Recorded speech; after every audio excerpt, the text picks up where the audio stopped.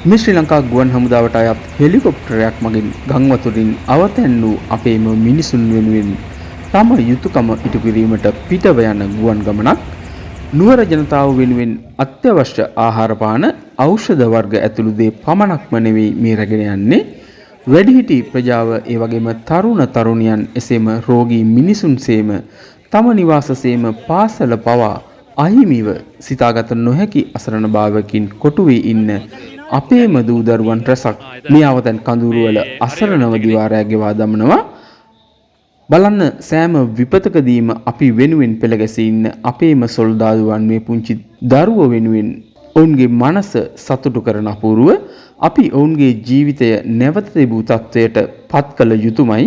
ඒ වෙනුවෙන් අපි මේ තත්වය පහව යන තුරුම ඔවුන්ට හැකි ලෙස සෑම ලෙසින්ම උදව් උපකාර කළ යුතුයි. ඇමතිවරයෙකුත් කඩිමුඩියේ වැඩ කවුද කියලා බලන්න. අපේම මිනිසුන් වෙනුවෙන් ඔබ කළ පරිත්‍යාගය ඔබ කරන්න යන පරිත්‍යාගය හැමෝටම බලන්න කමෙන්ට්ස් කරන්න. ඒ ඔබ ජීවිතය තුළ සිදු කළ උදාර වූ පුණ්‍ය කර්මයක් වනු නොඅනුමානයි.